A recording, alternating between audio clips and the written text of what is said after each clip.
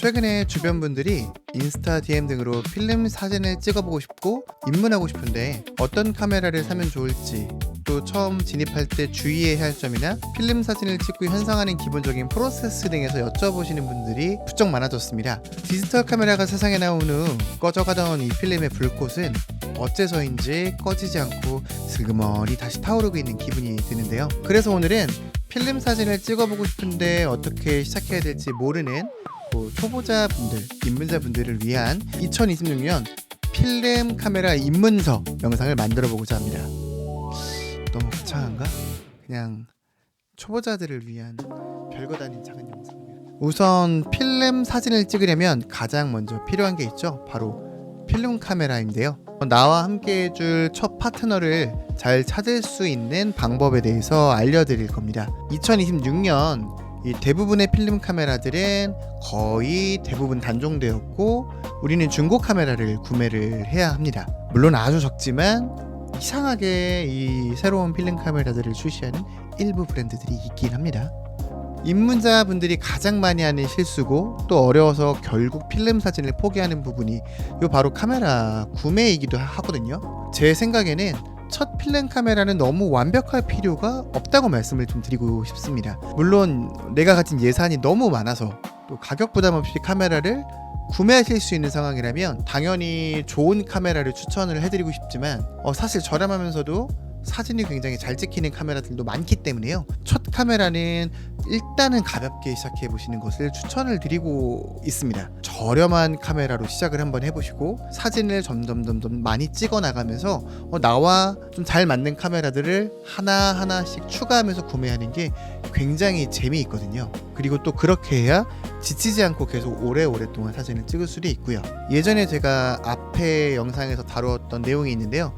카메라는 크게 똑딱이 PNS 카메라, SLR 카메라, RF 방식의 카메라, 목측식 카메라, 이안 반사식 카메라, 중형 카메라 이런 등등의 카메라들이 많이 있습니다. 각 상세 내용은 오늘 이야기하자면 너무 방대해지기 때문에 오늘은 다루지는 않겠습니다. 이 중에 저는 입문하려는 분들이라면 똑딱이, 일명 PNS 카메라, SLR 카메라를 추천해드리고 싶은데요. 이유는 저렴하면서도 다루기 쉽고 사진을 실패하지 않고 촬영할 수 있는 확률이 굉장히 높기 때문입니다. 일단은 먼저 카메라를 구매하기에 앞서 어디서 어떻게 카메라를 구매해야 하느냐 이야기를 좀 먼저 드리면요. 저는 일단 대부분의 카메라를 지금까지 중고장터에서 구매를 많이 했습니다.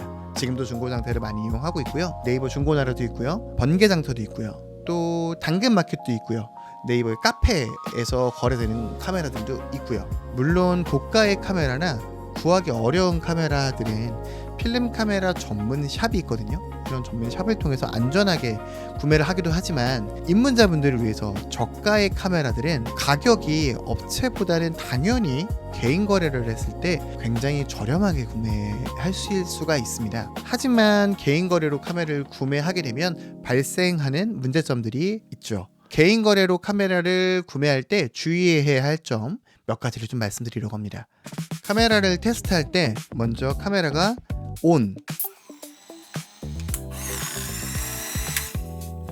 오프가 잘 되는지, 그리고 카메라를 켜서 셔터가 잘 눌려지는지 요거를 확인을 꼭 먼저 해주셔야 되고요. 그 다음에는 하늘이나 밝은 조명 같은 곳에다가 이 렌즈를 비추어서 렌즈에 흠집이나 곰팡이, 헤이즈 등이 없는지 이런 것들을 확인해 주셔야 됩니다. 아무래도 오래된 이 개체들은 렌즈에 아주 미세하고 작은 흠집들이 발생할 수도 있는데요. 이 렌즈 앞단에 발생된 아주 작은 흠집이나 미세한 어떤 흠집 같은 경우는 사진 결과물에 그렇게 크게 영향을 주지는 않습니다. 아무래도 시간이 오래되다 보니까 이런 것들은 감안하고 구매를 해야 될 수도 있는데 큰 흠집이나 곰팡이나 헤이즈 같은 경우들은 문제가 될 수 있고요. 특히 렌즈 앞단이 아니라 이 렌즈 뒷단이죠. 이 뒷단에 발생하는 그런 흠집들은 사진 퀄리티에 굉장한 영향을 미치기 때문에 꼭 확인을 해주셔야 합니다. 그래서 이런 흠집이나 컨디션이 좋지 않은 렌즈는 그냥 패스를 하시는 게 정신 건강에 좀 이롭습니다. 그리고 필름실을 열어보시면 필름실 안에 빛을 차단하는 스펀지가 이렇게 있는데요. 이 스펀지가 사갔거나 또 까져 있거나 가루가 날리지는 않는지 확인해 주시고요. 마지막으로 배터리실에 그 배터리실 자체가 녹슬어 있거나 또는 배터리 누액이 흘렀는지는 않았는지 아주 간단하게는 이 정도의 내용을 한번 체크를 해보시고요. 문제가 없다면 저는 바디 자체에 이 기스나 흠집 같은 것들이 있는 경우는 뭐 오래된 시간이고 사진 찍히는 데는 크게 문제가 없다 보니까 저는 그냥 넘어가는 편입니다.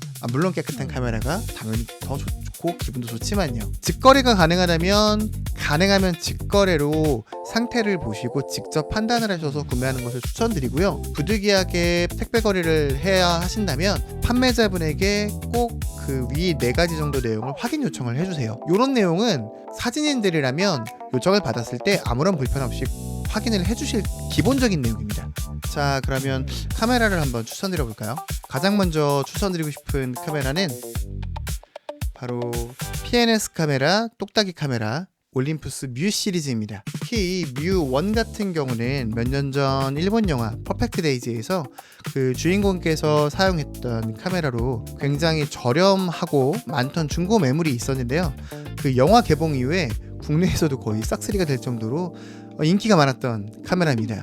지금은 다시 중고 상태에서 자주 볼 수 있는 카메라가 되었는데요. 잘 구하면 5만원 내로도 구할 수 있는 저렴한 카메라 가격이고요. 조작이 매우 쉽고 또 플래시도 있고 오토포커스 기능도 있고 그리고 똑딱이임에도 좋은 렌즈 성능으로 꽤 준수한 품질의 사진을 찍을 수 있는 카메라입니다. 작고 가벼운 부피감에 귀여운 디자인은 여행용으로도 좋고요. 주머니에 넣을 때가 쏙 빼서 일상 데일리로 사용하기에도 너무 좋은 카메라입니다. 간단하게 사용법을 설명드리면 이렇게 앞면부 덮개를 슬라이딩 형태로 열면 카메라가 온이 되고요. 셔터를 살짝 눌러서 반셔터로 초점을 맞추고 그 다음에 꾹 누르면 촬영이 되는 아주 간단하고 심플한 방식으로 촬영을 하실 수가 있습니다. 상단의 액정을 통해서 지금 현재 몇 롤을 촬영했는지 알 수가 있고요. 그 다음에 플래시 온오프 기능이나 타이머 기능 같은 것들도 버튼이 있어서 그 버튼을 누르시면서 필요하지 않을 때는 뭐 플래시나 이런 것들을 오프하셔서 촬영하실 수도 있습니다. 필름을 넣는 방법도 쉬운데요. 옆에 버튼을 눌러서 뒷판 필름실 덮개를 열고 필름을 넣고 조금 당겨서 이곳에 위치하게 하고 덮개를 덮으면 자동으로 필름을 감아서 촬영할 수 있는 컨디션을 만들어줍니다. 모든 필름을 다 촬영하면 자동으로 필름을 감아주는데요. 그러면 다 감긴 후에 필름실을 열어서 필름을 꺼내면 됩니다. 저는 이 올림푸스 뮤 1을 2대를 보유하고 있는데요. 이 녀석은 먼저 구매했던 녀석인데 꽤 오래전에 그 당근마켓에서 2만원 정도를 주고 구매를 했던 카메라입니다. 당근마켓에 은근히 굉장히 저렴한 필름 카메라들이 쏙쏙 나오니까요. 꼭 알람 걸어 놓으셨다가 바로바로 이런 것들 쭉쭉 하시면 참 좋을 것 같습니다.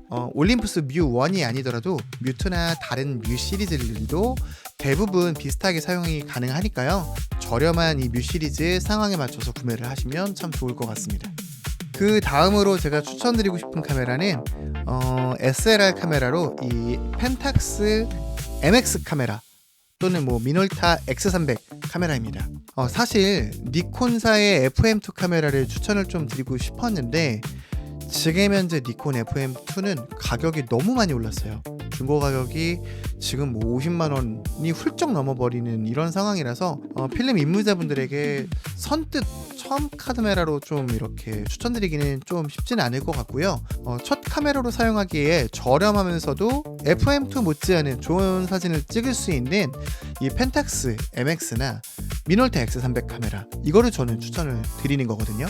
SLR 카메라는 이 렌즈를 교환하면서 촬영이 가능하기 때문에 상황에 맞춰서 화각을 다르게 촬영할 수 있는 장점이 있습니다.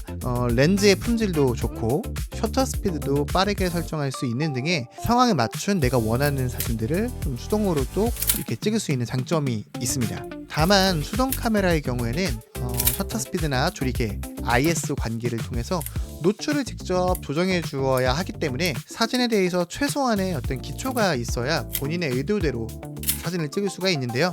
또 그렇기에 사진을 초보자들이 공부하기에도 굉장히 안성맞춤의 카메라라고 볼 수도 있습니다.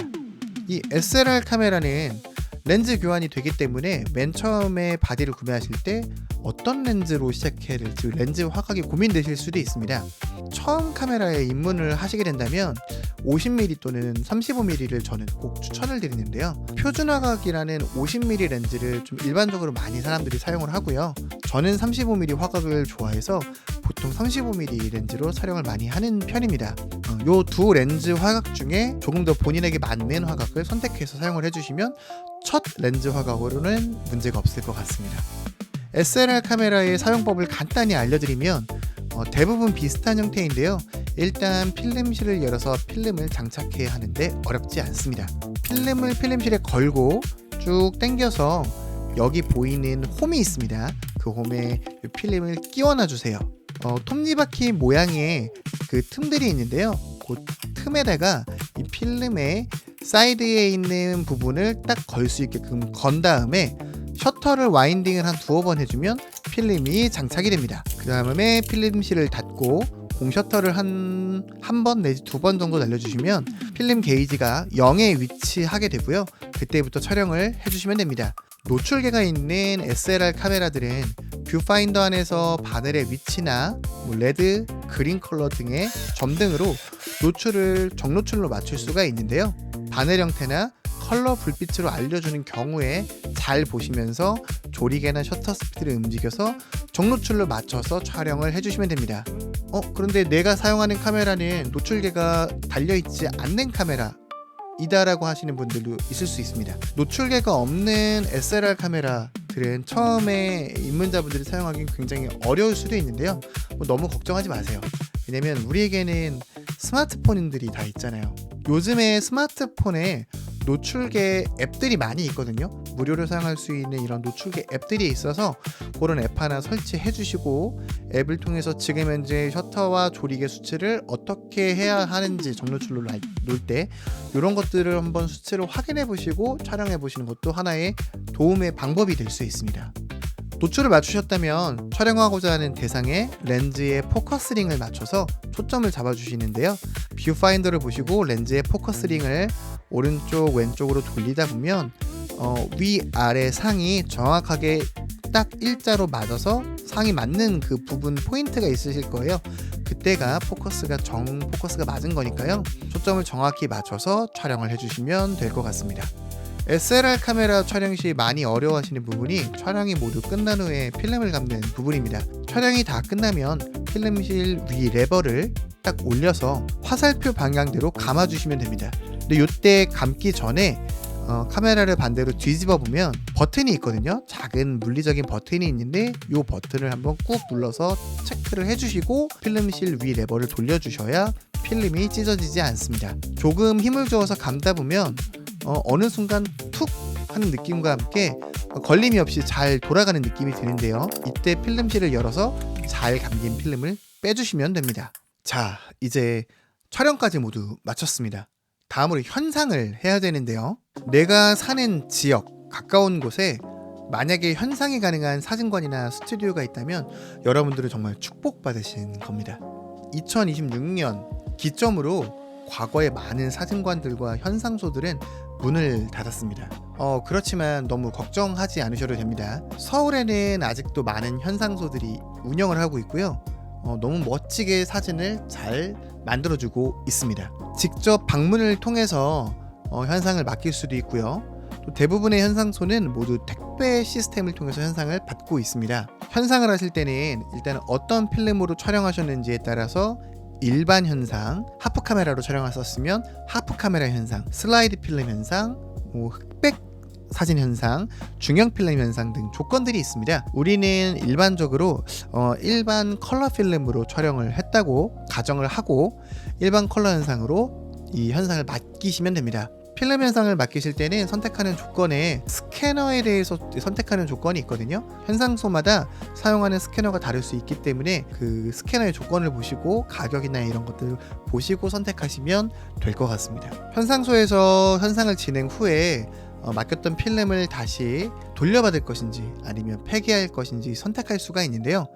돌려받는다면 택배 거래 시에는 택배 비용이 더 추가될 거고요. 폐기하게 되면은 현상소에서 필름을 모두 폐기 처리하게 됩니다. 저는 택배 비용을 지불하더라도 꼭 필름은 다시 돌려받는 선택을 하고 있습니다. 이유는 추후에 몇 년이 지나고 10년이 지나고 이 필름들을 다시 제가 원하는 대로 스캔을 할 수 있는 여건을 만들어낼 수 있기 때문입니다. 요거는 선택사항이니까 고민해 보시고 선택해 주시면 될 것 같습니다.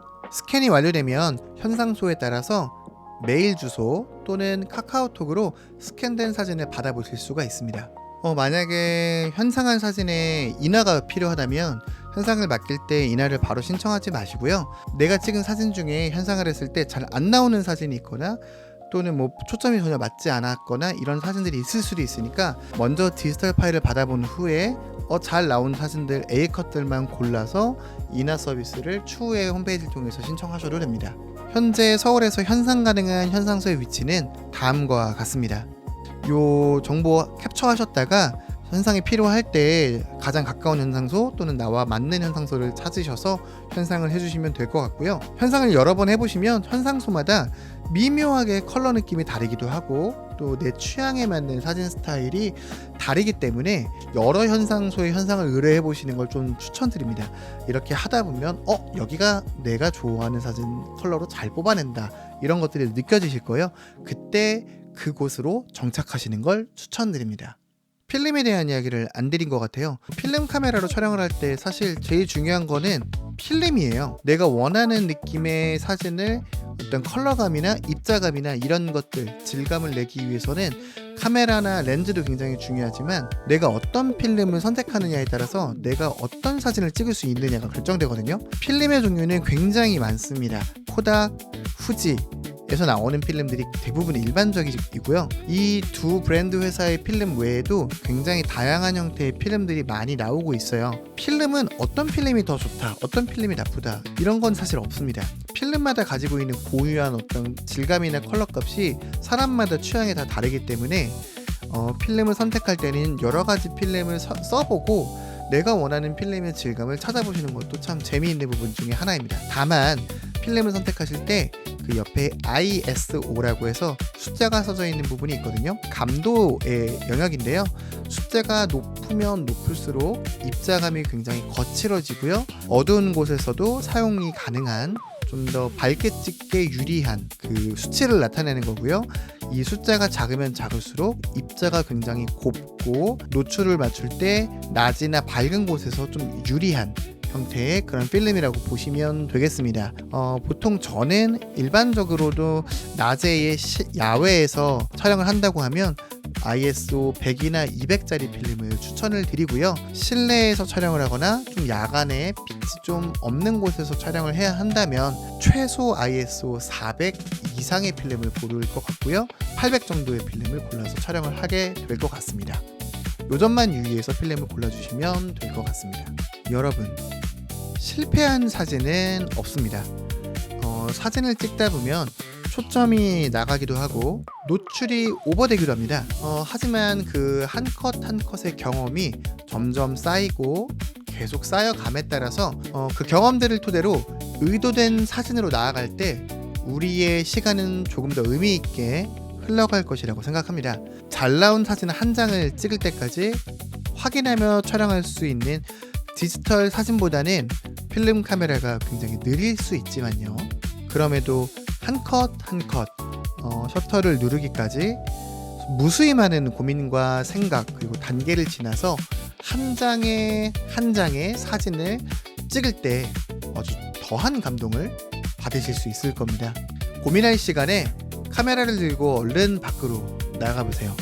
세상에는 감동으로 넘쳐나는 순간들이 너무 많으니까요. 나도 사진 찍으러 나가야지.